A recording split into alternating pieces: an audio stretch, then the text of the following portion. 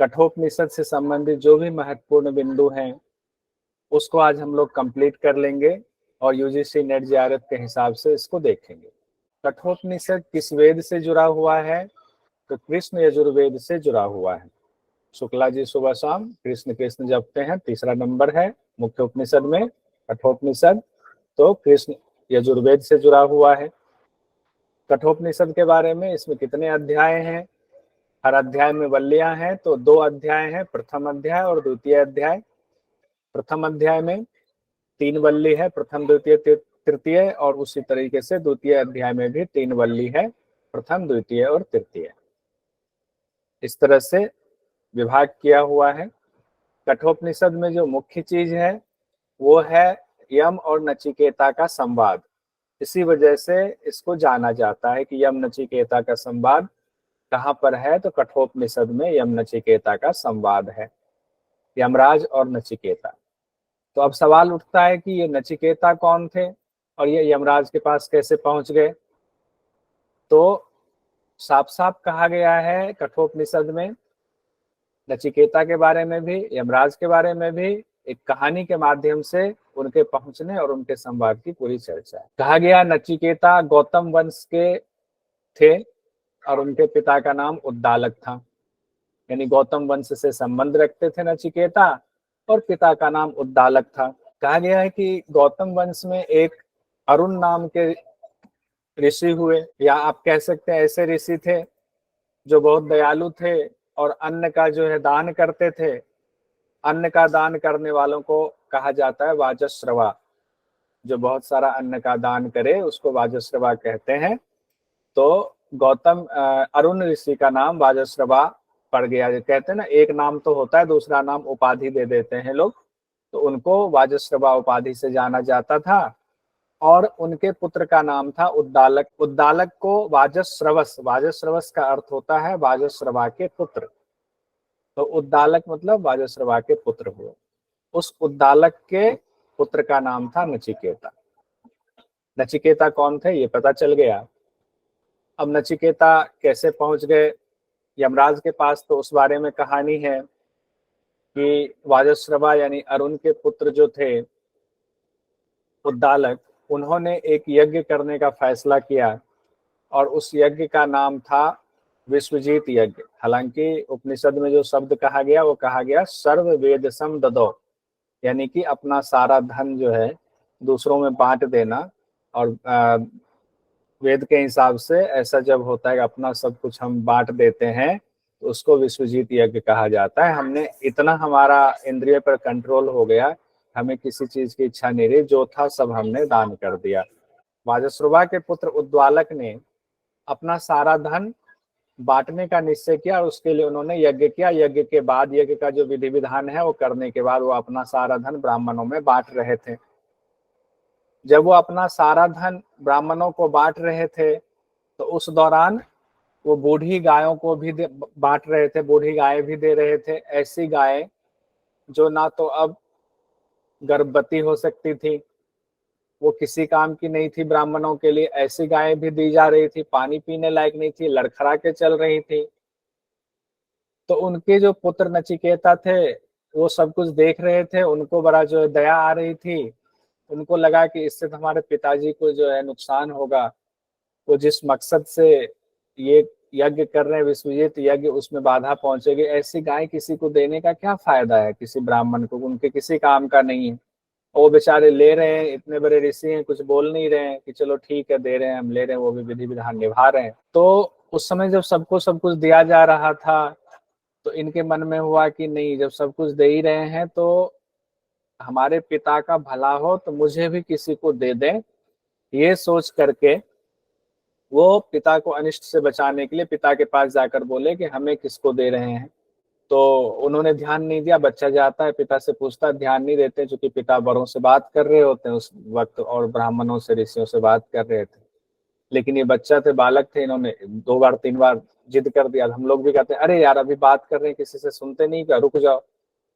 लेकिन पिता को गुस्सा आ गया और पिता ने कहा कि जब 2-3 बार उनको जिद करने लगे मुझे किसको दे रहे मुझे, अब उनको लगेगा अभी इंपॉर्टेंट बात कर रहे हैं, बीच में टोका टाकी कर रहा है, जाओ तुम्हें बोला मृत्यवे त्वाम ददामी, तुम्हें मृत्यु को देता हूँ।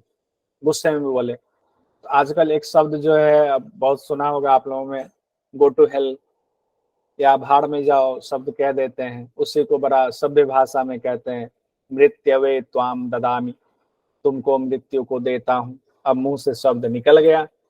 ऋषि की बात थी, गौतम वंश के थे। अब नचिकेता मन में विचार करने लगे, पिताजी ने ऐसा क्यों कहा कि तुम्हें मृत्यु को देता हूँ। अब उनके मन में विचार आया कि शिष्य तीन प्रकार के होते हैं, मैं भी पिता का एक शिष्य हूँ और यहाँ और भी शिष्य पढ़ते हैं साथ में। उसमें उत्तम और मध्यम अधम कैटेगरी के शिष्य होते हैं।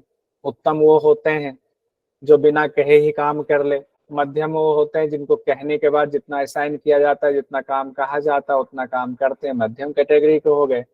अधम वो हो गए जिनको कहा जाता है, कहने के बावजूद वो उतना काम पूरा नहीं कर पाते हैं, अधम हुए। तो नचिकेता ने सोचा, मैं तो मध्यम और उत्तम दो कैटेगरी में आता हूँ, कई बार कहने पर करता हूँ और कई बार बिना कहे कर लेता हूँ, अधम में तो आता नहीं हूँ। फिर भी मुझे कह रहे हैं कि मृत्यु के पास जाओ, यमराज के पास जाओ, तो यमराज के पास मेरा क्या काम है। और पिता को मुझसे ऐसी वैर हो नहीं सकती कि मेरी मृत्यु चाहे वो कि मुझे खत्म कर दें, इसलिए मुझे मृत्यु के पास भेज रहे हैं। खैर, बच्चा थे लेकिन कुशाग्र बुद्धि के थे। उन्होंने कहा, अब जब पिता ने कह ही दिया हुआ है तो हमें यमराज के पास तो जाना ही चाहिए।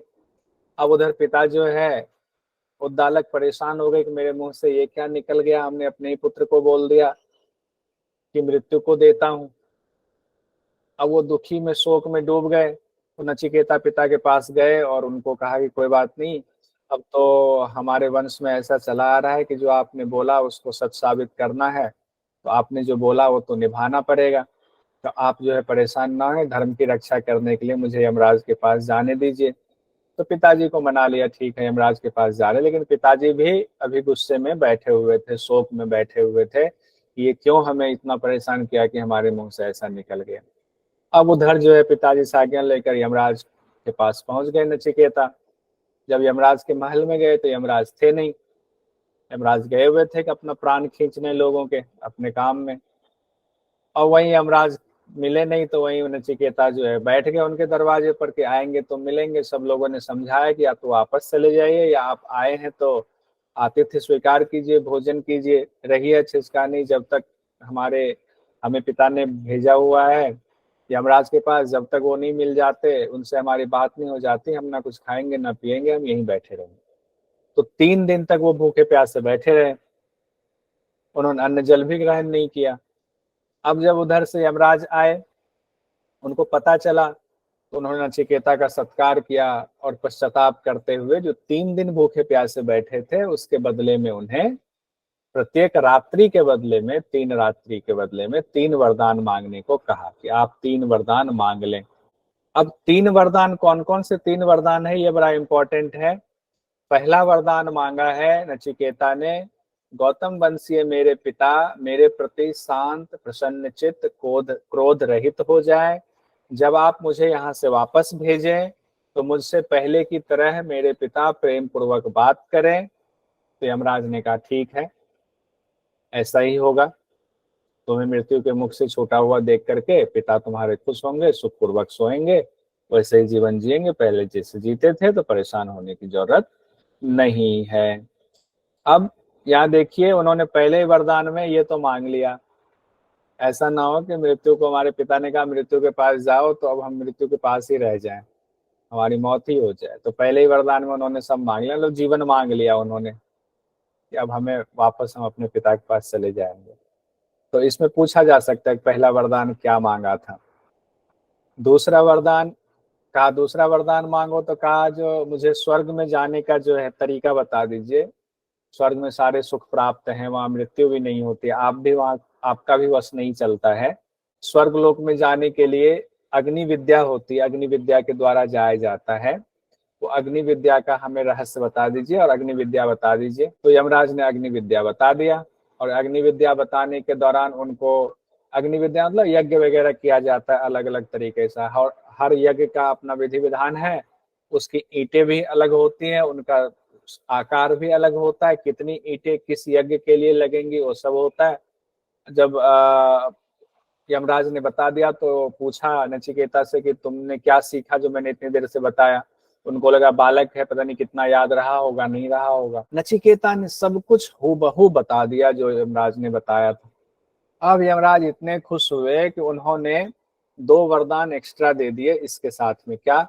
उन्होंने कहा कि आज से अग्नि विद्या यानी स्वर्ग प्राप्ति का जो साधन अग्नि विद्या है वो नचिकेता के नाम से जानी जाएगी। तो ये नोट कर लीजिएगा, अग्नि विद्या को नचिकेता के नाम से भी जाना जाता है।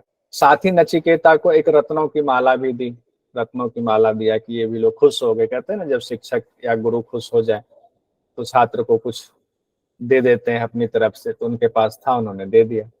अब बारी आई तीसरे वरदान की। ये बड़ा जो है इम्पोर्टेंट है। तीसरा वरदान कहाँ मांगो? तो नचिकेता ने कहा कि हमने सुना है कुछ लोग कहते हैं कि मृत्यु के बाद आत्मा रहती है और कुछ कहते हैं कि मृत्यु के बाद आत्मा नहीं रहती है। तो अब आप तो आत्मदर्शी हैं, आप ही बताइए कि सच क्या है, कि आत्मा का अस्तित्व होता है, नहीं होता है, आत्मा का रहस्य क्या है, वो कहाँ जाती है, नहीं जाती है, क्या है हमारे शरीर में, पूरा रहस्य हमें समझाइए। अब यमराज जो है देखिए, एक ध्यान रखिएगा, हर जगह योग में हम लोग जितना हठ योग की 8 पुस्तकें पढ़ चुके हैं, हर जगह ये लिखा हुआ है कि योग का ज्ञान उन्हीं को देंगे जो योग के काबिल होंगे, यानी कि जो योग्य होंगे, उन्हीं को योग का हम ज्ञान देंगे, गुरु देंगे। अब नचिकेता ने ये मांग लिया, योग ही मांग लिया, आत्मा का रहस्य मतलब योग के बारे में मांग लिया। तो अब सवाल उठ गया कि भाई, यमराज सोचने लगे योग्य है या नहीं, इसकी योग्यता की कैसे परीक्षा ली जाए। तो उनको पहले प्रलोभन दिया यमराज ने, नचिकेता को तरह तरह के प्रलोभन दिया। और प्रलोभन देने के बाद, प्रलोभन देने का मकसद ये था कि या तो ये योग्य होगा तो प्रलोभन में नहीं फंसेगा, योग्य नहीं होगा तो प्रलोभन के चक्कर में कुछ मांग लेगा और हमें भी मुक्ति मिलेगी, हम जो ऐसे अपात्र को नहीं देंगे। तो पहले ये देख लेते हैं क्या क्या प्रलोभन दिया नचिकेता को यमराज ने। नचिकेता को कहा कि तुम 100 वर्ष की आयु वाले पुत्र पौत्र मांग लो, अनेक गाय हाथी घोड़े ले लो, भूमंडल का साम्राज्य मांग लो, अपनी लंबी उम्र मांग लो, जब तक चाहो तब तक जियो, भोग देने वाले रथ ले लो, स्वर्ग की अप्सराएं ले लो, उनसे सेवा करवाओ। अब नचिकेता ने कहा ऐसा है कि आपने जो ऊपर 2 वरदान दिया हुआ है मुझे, उसमें तो ये सब अपने आप समाहित हो जाती है। स्वर्ग का आपने बता दिया, स्वर्ग चला जाऊंगा तो अपने आप लंबी उम्र हो गई, भोग मिल जाएंगे, अप्सराएं भी मिल जाएंगी, तो हमें चाहिए ही नहीं। जो आप दे चुके हो वो क्यों चाहिए, और वैसे भी जो विनाशशील है वो हमें नहीं चाहिए। तो नचिकेता ने क्या किया, सारे प्रस्ताव को ठुकरा दिया, कहा हमें तो सिर्फ और सिर्फ जो है आत्मा का ज्ञान ही चाहिए, आत्मज्ञान ही चाहिए। जब इतनी चीजें नचिकेता ने ठुकरा दी थी, यमराज को लगा कि नहीं, ये योग्य है, इसको अब आत्मा के बारे में बताया जाए। उसके बाद यमराज ने नचिकेता को पहले श्रेय मार्ग और प्रेय मार्ग के बारे में बताया। ये ध्यान रखिएगा, श्रेय मार्ग और प्रेय मार्ग, ये दोनों मार्ग बहुत इंपॉर्टेंट है, एग्जाम में पूछा जाता है। श्रेय मार्ग क्या है? कल्याण का साधन है, जो मोक्ष का मार्ग कह सकते हैं, वो श्रेय मार्ग है, यानी कि श्रेष्ठ मनुष्य इस मार्ग को चुनते हैं। और प्रेय मार्ग क्या है? जो आम इंसान चुनता है वो प्रेय मार्ग है, भोग का साधन वाला प्रेय मार्ग है। हमारे ही सामने में दोनों मार्ग हैं, अब हमारे ऊपर है कि हम कौन से में जाएं। तो श्रेय मार्ग का फल क्या है? कल्याण। प्रेय मार्ग का फल क्या है? भ्रष्ट हो जाना, यानी कि भ्रष्ट हो जाने से मतलब है कि हमारी अलग अलग योनियों में हम फंसे रहेंगे जन्म जन्मांतर में। तो श्रेष्ठ मनुष्य कौन से मार्ग को चुनता है? ध्यान रखिए, कहीं नोट कर लीजिए, श्रेय मार्ग को चुनता है। श्रेष्ठ मनुष्य श्रेय मार्ग को चुनता है। और मंद बुद्धि वाला किसको चुनेगा? प्रेय मार्ग को चुनेगा। अब आगे नचिकेता से कहते हैं यमराज कि जो मंद बुद्धि वाले होते हैं, वो उनको लगता है कि हम अपना योगक्षेम खुद पूरा करेंगे, हम अपना सब कुछ खुद करेंगे, हम बलशाली हो जाएंगे, या हमारे पास बहुत सारे धन वैभव हो जाए, इसकी पूर्ति सिर्फ हम ही कर सकते हैं, और उसी में वो लगा रहता है। यहाँ योगक्षेम शब्द का इस्तेमाल किया गया, उसमें लगा रहता है योगक्षेम खुद पूरा करने के लिए। वो कौन होता है? मंद बुद्धि लोग होते हैं। तो गीता में भी योगक्षेम शब्द आया है ना। योगक्षेम का अर्थ क्या होता है, कल भी पुंडलिक जी पढ़ा रहे थे कि योगक्षेम मतलब जो वस्तु है उसकी रक्षा करना, जो नहीं है उसकी पूर्ति करना, जिस अभाव की पूर्ति, जो है उसकी रक्षा। यानी कि एक भक्त के का योगक्षेम भगवान खुद देखते हैं। अगर आप भगवान को समर्पित हो जाए तो फिर आपको देखने की जरूरत नहीं होती। उसके बाद आगे बताते जा रहे हैं यमराज नचिकेता को, क्या बताते हैं, आत्मज्ञान ज्ञान की क्या विशेषता है। कहते हैं आत्मज्ञान सूक्ष्म से सूक्ष्म है, ये किसी उपदेश से आसानी से समझ में नहीं आता है, यह बुद्धि और तर्क से भी नहीं मिल सकता है। आत्मज्ञान ऐसा है, बुद्धि और तर्क से आत्मज्ञान नहीं मिल सकता। बहुत बुद्धिमान है तो है, सहजता चाहिए ये, क्योंकि ये सूक्ष्म है। ये उपदेश यानी प्रवचन से भी आसानी से समझ में नहीं आता है। उसके बाद ईश्वर की विशेषता बताते हैं, यानी परमात्मा की, ब्रह्म की विशेषता बताते हैं। कहते हैं वो परमात्मा हृदय गुहा में छिपे हुए हैं, वे गूढ़ हैं, वे सर्वव्यापी हैं, वे सनातन हैं, मतलब वो कभी खत्म नहीं हो सकते हैं, कब से हैं कहना मुश्किल है। आध्यात्म योग से जब उनकी प्राप्ति होती है तब क्या स्थिति होती है, उनकी प्राप्ति होने पर परमात्मा की हर्ष और शोक खत्म हो जाता है, अब पाने वाला उस परमात्मा में मगन हो जाता है। यहीं पर यमराज कहते हैं कि नाम क्या है उस ब्रह्म का, उस ब्रह्म का नाम ओम है। तो ओम नाम बताया गया है। हम लोग कहते हैं ना कि तस्य वाचकः प्रणवः, पातंजल योग दर्शन में कई लोग सवाल पूछ देते हैं तस्य वाचकः प्रणवः को ओम क्यों कहा गया है। तो वहां पहले ईश्वर की चर्चा कर रहे हैं, फिर उनका नाम प्रणव बता रहे हैं। कठोपनिषद यानी वेद ही, वेद का ही ये पार्ट है।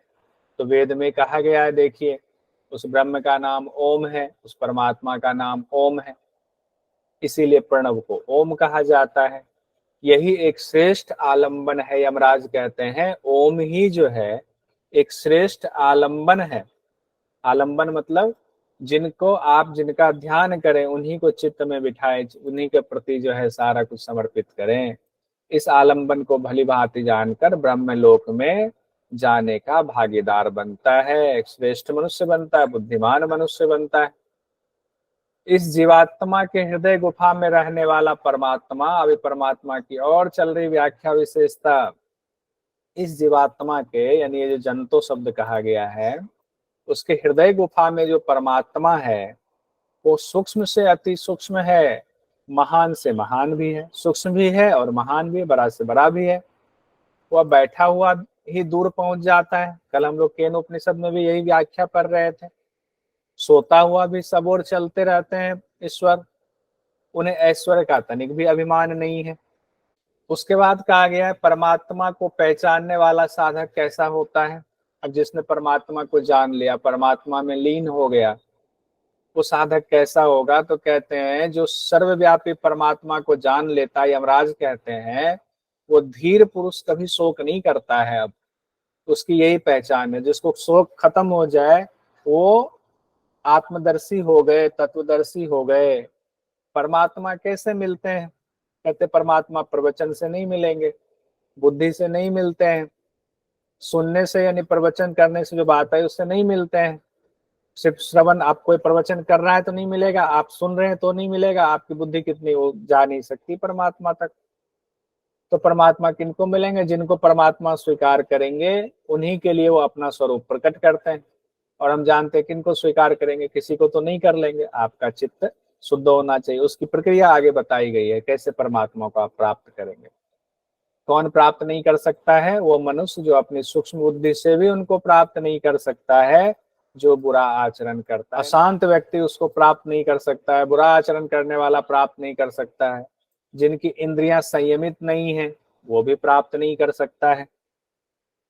क्यों नहीं जान सकते, कहते क्यों नहीं जान सकते, इसलिए नहीं जान सकते, उनकी महिमा के बारे में कहा गया है कि ब्राह्मण और क्षत्रिय जो खुद को श्रेष्ठ समझते हैं, दोनों ही उनका भोजन बन जाते हैं।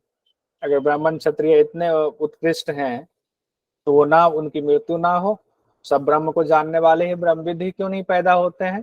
कहते हैं ऐसा कुछ नहीं है, ब्राह्मण और क्षत्रिय भी जो अपने आप को श्रेष्ठ मानते हैं ना, उनके लिए चटनी के समान है, ब्रह्म के लिए उपसेचन है। तो भला ऐसे में कोई उनको कैसे जान सकता है।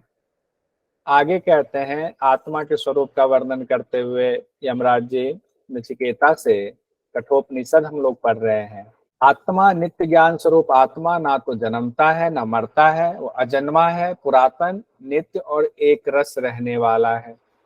वो ना घटता है ना बढ़ता है, यानी कि 1 किलो हो जाएगा 2 किलो हो जाएगा।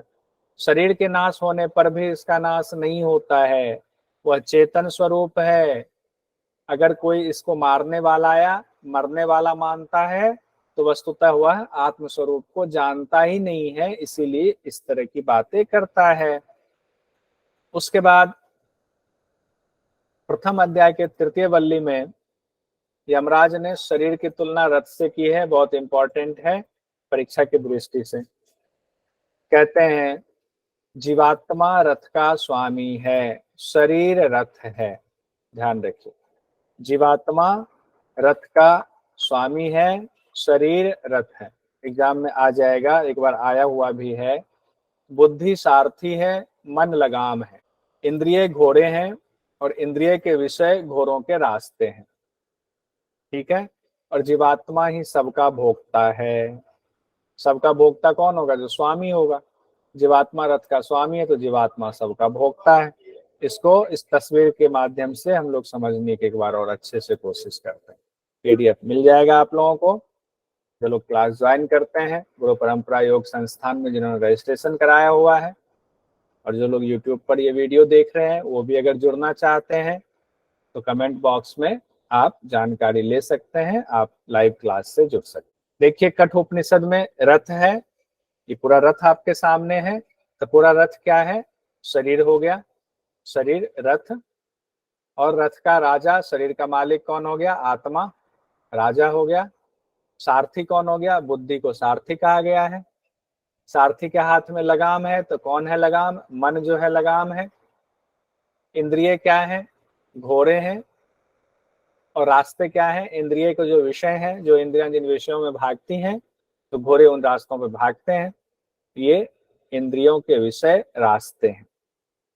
इसको नोट कर लीजिएगा, याद कर लीजिएगा, बहुत इंपॉर्टेंट है। सारथी विवेकहीन हुआ तो क्या होगा? सारथी कौन है? बुद्धि। बुद्धि विवेक में हीन हो गया तो क्या होगा? ये एग्जाम में आया हुआ था एक बार। सारथी विवेकशील हुआ तो क्या होगा? असारथी विवेकहीन हुआ तो क्या होगा? तो विवेकहीन बुद्धि वाला क्या होगा? घोरे वश में नहीं रहते उसके, इंद्रियां अनियंत्रित हो जाती हैं, फिर वह परम पद को नहीं पा सकता है। कौन? जिन सारथी का, सारथी जब विवेक विहीन हो जाता है कठोपनिषद के हिसाब से। असारथी जब विवेकशील हुआ तो मतलब बुद्धि जब आपकी विवेकशील होगी तो क्या होगा? घोड़े वश में रहते हैं। कौन से घोड़े? इंद्रिय रूपी जो घोड़े हैं, वो इंद्रियों के विषयों वाले रास्ते पर, इधर उधर गलत रास्तों पर नहीं भागेंगे। तब क्या होगा? परम पद को प्राप्त कर लेता है विवेकशील सारथी। अविवेकशील सारथी, विवेकहीन सारथी परम पद को प्राप्त नहीं करता है। अब श्रेष्ठता का क्रम यहीं पर बताया गया है। कहते हैं किससे ज्यादा कौन बलवान है? इंद्रिय से बलवान विषय है, विषयों से बलवान मन है, मन से बलवान बुद्धि है, बुद्धि से बलवान आत्मा है। यह श्रेष्ठ है। ये कठोपनिषद में कहा गया है, ध्यान रखिएगा। इंद्रिय से बलवान विषय है, विषय को ज्यादा बलवान बता दिया गया है। अब विषयों से बलवान मन है, मन क्या था? लगाम था। अब मन से बलवान कौन है? बुद्धि है। और बुद्धि से बलवान कौन है? बुद्धि सारथी था। सारथी से बलवान कौन है? आत्मा है। उस जगह पर शरीर के लिए आत्मा श्रेष्ठ है। और आत्मा से भी श्रेष्ठ कौन है? आत्मा से भी बलवान कौन है? अव्यक्त है, इसे ही माया कहा गया है। ध्यान रखिएगा, आत्मा से भी बलवान अव्यक्त को कहा गया है। जो अव्यक्त है माया है। अव्यक्त माया से भी श्रेष्ठ कौन है? परमेश्वर, पर ब्रह्म है। ठीक है। और पुरुष से श्रेष्ठ कुछ भी नहीं है, मतलब कि परब्रह्म से श्रेष्ठ कुछ भी नहीं है। ये पीडीएफ आपको मिल जाएगा। फिर भी सीक्वेंस एक बार और देख लीजिए, बहुत इंपॉर्टेंट है। इंद्रिय से बलवान विषय है, विषयों से बलवान मन है, मन से बलवान बुद्धि है, बुद्धि से बलवान आत्मा है, यह श्रेष्ठ इसको कहा गया है। और आत्मा से बलवान अव्यक्त है, माया, अव्यक्त माया से श्रेष्ठ परमेश्वर है, परमात्मा है, और उससे श्रेष्ठ कुछ भी नहीं है। यहाँ पर पुरुष कह दिया गया है, ठीक है। यह परम पुरुष सबके साथ रहता हुआ भी माया के पर्दे में छिपा रहता है, प्रत्यक्ष नहीं होता है। और जो सूक्ष्मदर्शी पुरुष होते हैं वो अति सूक्ष्म तीक्ष्ण बुद्धि से ही इसे देख पाते हैं। ये बात कौन कह रहे हैं? यमराज कह रहे हैं। किससे कह रहे हैं? नचिकेता से कह रहे हैं। कौन सा शास्त्र है ये? तो ये कठोपनिषद है। परम पुरुष को कैसे प्राप्त किया जाए, अभी चर्चा हो रही थी कि परम पुरुष तक कैसे पहुंचा जाए, विधि भी तो बताइए। तो नचिकेता को यमराज जी ने विधि बताई है। कहते हैं वाक आदि इंद्रियों को मन में निरुद्ध कर लें, मन को ज्ञान स्वरूप बुद्धि में निरुद्ध कर लें। वाक आदि जो इंद्रिय हैं उनको मन में निरुद्ध करेंगे, क्योंकि मन स्वामी है। मन को ज्ञान स्वरूप बुद्धि में विलीन कर लेंगे, और ज्ञान स्वरूप बुद्धि को महान आत्मा में विलीन कर लेंगे। फिर उस आत्मा को शांत स्वरूप परमात्मा में विलीन कर देंगे। यही परम गति की स्थिति बताइए। परमात्मा में विलीन हो गया आत्मा तो क्या हो गया? परम गति है। तत्व ज्ञान को छुरे की तेज के धार के समान दुर्गम बताया गया है। अब यहाँ पर एक बहुत इंपॉर्टेंट मंत्र है। प्रथम अध्याय के तृतीय वल्ली के 14वें मंत्र में ये बात कही गई है, उत्तिष्ठ जागृत प्राप्य वरान निबोधत छुरस्य धारा निशिता दुरत्यया दुर्गम पथस्तक वयो वदंती। संदर्भ इसका क्या है? संदर्भ देना जरूरी है, जो ऊपर बता दिया गया। कठोपनिषद प्रथम अध्याय वल्ली 3 मंत्र संख्या 14। इसका अर्थ होता है उठो जागो और श्रेष्ठ महापुरुषों के पास जाकर उस पर ब्रह्म का ज्ञान लो। त्रिकालज्ञ ज्ञानीजन उस तत्व ज्ञान के मार्ग को छुरे की तीक्ष्ण धार के समान दुर्गम बतलाते हैं। और ये इंपॉर्टेंट इतना ज्यादा था कि स्वामी विवेकानंद जी ने कठोपनिषद के इसी मंत्र को लेकर के युवाओं को दिया कि अगर आगे बढ़ना चाहते हो तो उन्होंने इसे मंत्र बनाया, उत्तिष्ठ जागृत प्राप्य वरान निबोधत, यानी उठो जागो और तब तक नहीं रुको जब तक कि लक्ष्य ना प्राप्त हो जाए। और उनका सही अर्थ क्या था स्वामी विवेकानंद जी का कहने का? कि पुरुषार्थ करते हुए मोक्ष को प्राप्त करो, ये कहना चाह रहे थे। तो ये वाला ध्यान रखिएगा, उत्तिष्ठ जागृत प्राप्य वरान निबोधत। आगे बढ़ते हैं। अभी स्वामी विवेकानंद जी का जीवन चरित्र हम लोगों ने पढ़ा है इससे ठीक पहले वाली कक्षा में, और ये चीज आप लोगों ने वहां भी पढ़ा होगा। द्वितीय अध्याय के प्रथम वल्ली में क्या कहा गया है? यमराज जी क्या कहते हैं नचिकेता से कि जल से भी पहले हिरण्यगर्भ प्रकट हुए, तपोबल से सबके हृदय में प्रविष्ट हो गए और जीवात्मा के साथ रहने लगे। जो यथार्थ ऐसा देखता है वही ठीक देख रहा है, यही ब्रह्म के बारे में जानकारी है। ठीक है, जल से भी पहले हिरण्यगर्भ हुए। कहते हैं ना सबसे पहले जीवन कहाँ उत्पन्न हुआ? जल में। कहते हैं जल आएगा तो जीवन आएगा ना, उससे पहले भी हिरण्यगर्भ उत्पन्न हो गए और तप के बल से वो हृदय में प्रकट। फिर आगे यमराज क्या कहते हैं? जिनकी वजह से सूर्य देव का उदय और अस्त होता है, जिनके अंदर सभी देवता प्रविष्ट हैं, सब उन्हीं में ठहरे हुए हैं। हे नचिकेता वही ब्रह्म है। हम जो बोल रहे हैं, हाथ पांव हिल रहा है, उनकी शक्ति से ही हो रहा है, नहीं तो नहीं होता। इसीलिए इसको समझ करके ये माने हर जगह ब्रह्म है। अंगुष्ठ मात्र परिमाण वाला परमात्मा शरीर के मध्य में, और मध्य शरीर का हृदय को कहा गया है, तो हृदय आकाश में स्थित है। कितने परिमाण में? अंगुष्ठ मात्र परिमाण में। तो धूम रहित है, ज्योति की तरह है। तो स्वरूप क्या हो गया? ज्योति स्वरूप है। परिमाण कितना हो गया? अंगुष्ठ मात्र हो गया। कहते हैं जो इसको जान लेता है वो फिर किसी की निंदा नहीं करता, क्योंकि सब में तो परमात्मा है। अगर हमारी निंदा करने की इच्छा हो गुलशन जी की, और हम ये जान लें गुलशन जी भी तो ब्रह्म के रूप है, तो हम उनकी निंदा करेंगे? अरे ब्रह्म कहीं ब्रह्म की निंदा करता है क्या? नहीं हो सकता। द्वितीय अध्याय द्वितीय वल्ली में भी एक इंपॉर्टेंट चीज है, यहां से भी क्वेश्चन आता है यहाँ शरीर का सुंदर वर्णन ऐसे किया गया है, शरीर को बताया गया है कि एक बहुत सुंदर नगरी है जो 11 रास्ते हैं, जहाँ पे ऐसा नगर बसा हो जैसे दिल्ली नगर है या इलाहाबाद नगर, वाराणसी है, कोई दूसरे नगर हो, उनके जाने के जितने रास्ते हो, द्वार हो गया, तो ऐसे ये शरीर के 11 द्वार हैं। और इस शरीर में हृदय महल है, और हृदय रूपी महल में परमेश्वर विराजमान, यानी कि उस राज्य में या उस नगरी में कोई एक महल होगा ना, जहाँ राजा रहेंगे और वहां से शासन करेंगे। तो राजा का महल कौन सा है? हृदय है, और हृदय रूपी महल में परमात्मा विराजमान है। 11 दरवाजे कौन कौन से हैं? तो 11 दरवाजे हमारे 2 आंख, 2 कान, 2 नाक, 6 हो गए, एक मुख 7, नाभि 8, गुदा 9, शिशन 10, ब्रह्मरंध्र 11 हमारा। तो 11 दरवाजे इस तरह से बताए गए, व्याख्या में लिखा हुआ है।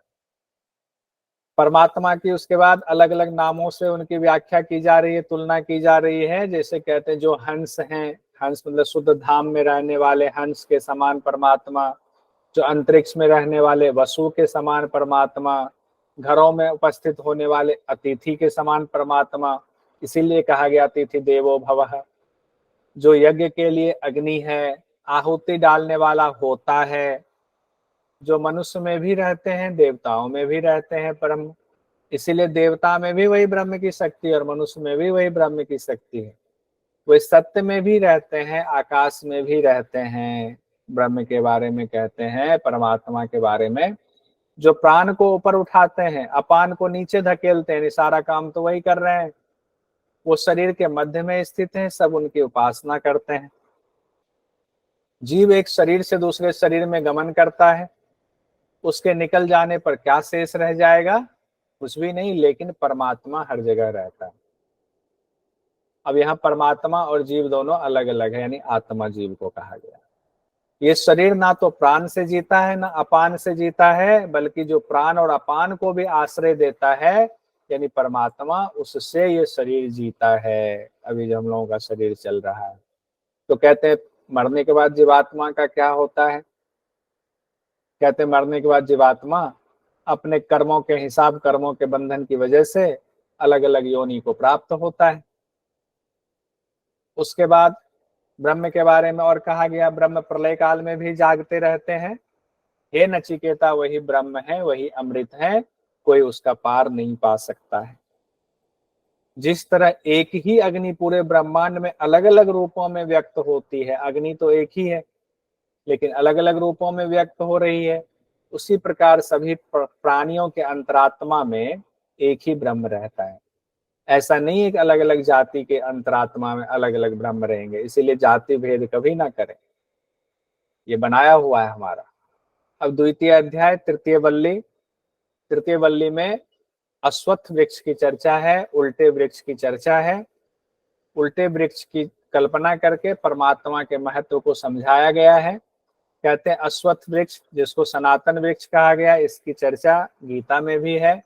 इसका जड़ कहाँ है? ऊपर की ओर, मूल ऊपर की ओर है और शाखाएं नीचे की ओर है। यही सनातन वृक्ष है, यानी सनातन अश्वत्थ, ये शब्द इस्तेमाल किया गया इस तरीके से। यहाँ मूल क्या है? ब्रह्म है, वही अमृत है, सब लोग उसी के आश्रित हैं। उन्हीं के भय से, यमराज जी कहते हैं, उन्हीं के भय से अग्नि तपता है, सूर्य तपता है, इंद्र वायु आदि देवता अपना कार्य करते हैं, पंचम मृत्यु अपना काम करते हैं। अगर इस शरीर के रहते ही परमात्मा को साक्षात कर पाया तो ठीक है, नहीं तो अनेक कल्पों तक योनियों में भटकना पड़ेगा। ये केन उपनिषद में भी कहा गया था, ये शरीर के रहते ही परमात्मा को प्राप्त कर लें। दर्पण में यानी आईने में कोई वस्तु उससे विलक्षण दिखाई पड़ सकती है, संस्कार के हिसाब से स्वप्न दिखाई देते हैं, ब्रह्म लोक में सब कुछ स्पष्ट दिखाई देता है, वहां कोई भेदभाव नहीं है। अब यहाँ पर देखें, इंद्रियों से मन श्रेष्ठ है, मन से बुद्धि श्रेष्ठ है, बुद्धि से जीवात्मा श्रेष्ठ है, जीवात्मा से अव्यक्त श्रेष्ठ है, अव्यक्त से श्रेष्ठ पुरुष यानी परमात्मा। ये एक बार रिपीट हो गया। इंद्रियां कहाँ जाएंगी? मन में विलीन होंगी। मन जो है बुद्धि में विलीन हो रही है। बुद्धि कहाँ विलीन होती है? जीवात्मा में। इसी को योगम शब्द से बताया गया, इससे ही धारणा नाम दिया गया है। योगम मतलब एक तरह से योग की परिभाषा यहाँ बता दी गई है।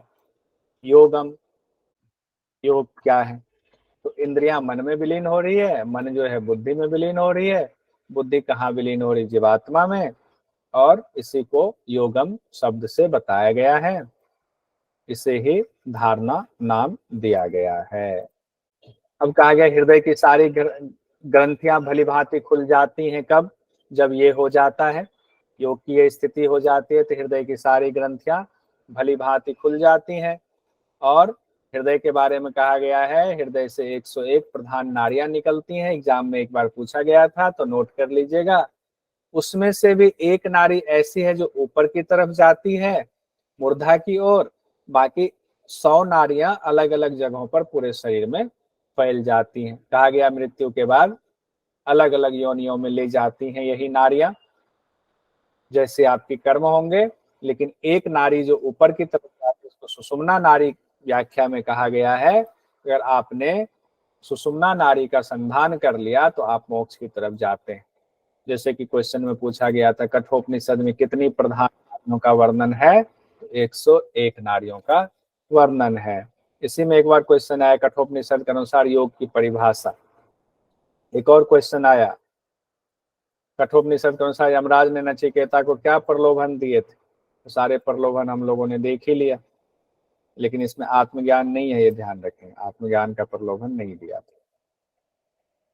उसके बाद महत्वपूर्ण मंत्र हम लोग देख लेते हैं। मृत्यवे त्वा ददामी, जाओ तुम्हें मृत्यु को देता हूं। ये किन्होंने कहा था? उद्वालक ने कहा था अपने पुत्र नचिकेता से। ना वित्ते न तर्पणियो मनुष्य, मनुष्य धन की इच्छा से कभी तृप्त नहीं होता है, उसका लालच बढ़ता ही जाता है। तम क्रतुः पश्यति, उसको निष्काम कर्म वाला ही देख सकता है। किसको? उस ब्रह्म को। नायात नायमात्मा प्रवचनेन लभ्य, न मेधया न बहुना श्रुतेन, यमे वेश वृणुते ते नैव लभ्य। प्रवचन से वो नहीं मिलते हैं, बुद्धि से भी नहीं मिलते हैं, सुनने से भी, श्रुतेन से भी नहीं मिलते हैं। ये श्रुतेन मतलब सुनना, प्रवचन को सुनने से यहाँ तात्पर्य। वो जिनको स्वीकार कर लेते हैं उन्हीं के लिए वे अपना यथार्थ स्वरूप प्रकट करते हैं। और किनको प्रकट करते हैं, इसकी पूरी व्याख्या दी हुई है। अंगुष्ठ मात्र है पुरुषो मध्य आत्मनि तिष्ठति, अंगुष्ठ मात्र पुरुष आत्मा के मध्य बैठा है। अंगुष्ठ मात्र है पुरुषो अंतरात्मा सदा जनानां हृदये सन्निविष्टः, परमात्मा अंगुष्ठ मात्र पुरुष के अंदर स्थित है और आत्मा हृदय में स्थित है। यहाँ पर ये इंपॉर्टेंट जो मंत्र थे वो भी हमने रख दिया, पीडीएफ आपको मिल जाएगा। इसको एक बार नजर मार लेंगे सब लोग, तो क्या पता एग्जाम में कई बार पूछ दिया जाता है, मंत्र भी डाल दिया जाता है। तो इस तरह से कठोपनिषद भी हमारा कंप्लीट हो गया। आज एक एक करके एक दिन में एक एक उपनिषद जो हमने एक लक्ष्य रखा है वो हम प्राप्त करते जा रहे हैं। आज 3 उपनिषद हमारा कंप्लीट हो गया।